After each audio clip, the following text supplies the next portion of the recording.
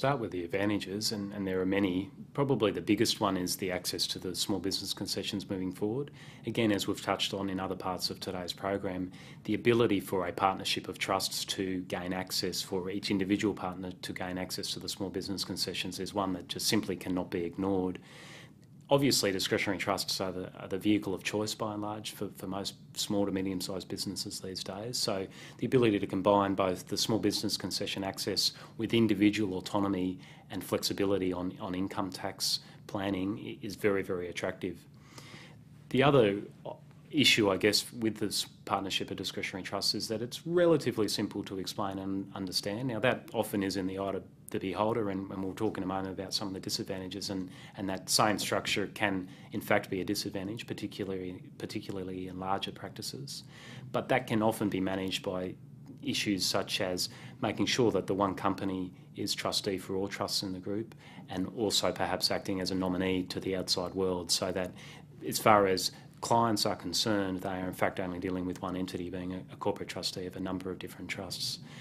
I guess the final point to make, however, in relation to the advantages is that the ability to limit liability to the actual interest in the practice is solely dependent on the actual trust making sure that it only owns one asset, being its interest in the partnership. So in other words, the attraction of perhaps having different assets inside that one structure very much diminishes the ability to limit liability in relation to issues that might arise.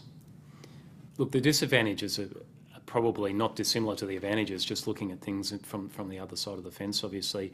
I touched on in the advantages that the ability to have a number of partners in partnership via the trust structure can be an advantage. Obviously, it can be a disadvantage as well, and particularly as partnerships get bigger, the concept of having countless discretionary trusts involved can administratively be quite prohibitive.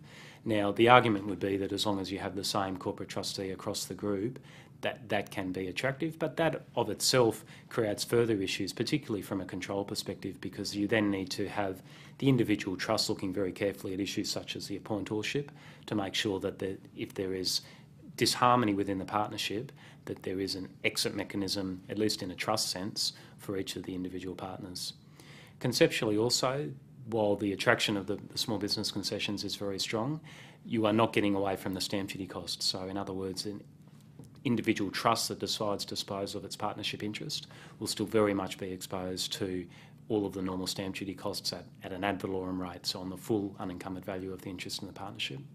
And I guess the last point, and this is in directly contrast position to what the situation is for companies, is that you do not really have a corporate model.